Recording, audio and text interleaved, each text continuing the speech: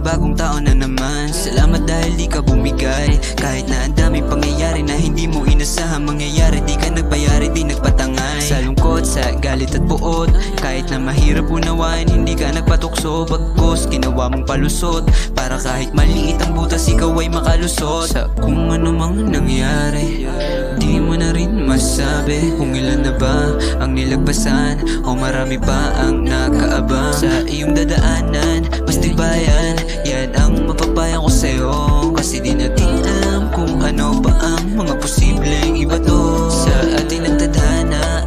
Pwedeng masama o maganda, pwedeng mabigat o kaya magaan, o kaya naman madali o mahirap ang kamanay. Huwag ka pa rin mawawalan ng gana. Sana'y palagi mong maalala na hindi ka mag-isang lumalaban. Meron ding ibang sumasabak, sinisikap ang sarili, kahit mahirap yan ang maituturing mong kayamanan. Normal lang naman mahirapan ka, kasi hindi lahat ay madali. Pahinga saglit pag napagod na, pagaya mo na ulit ka na magbawi. Hindi mo kailangan makipagunahan, ikaw ang gumawa ng sarili mong daan, para di mo na kailangan makipagtulakan.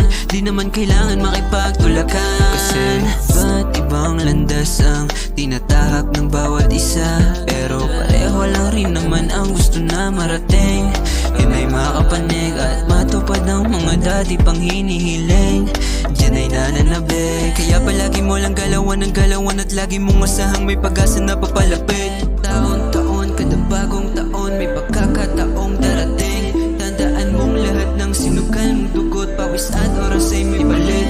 Yeah. Taon-taon, kada bagong taon, may pagkakataong darating. Tandaan mong lahat ng sinugan mong dugot, pawis at oras ay may balik.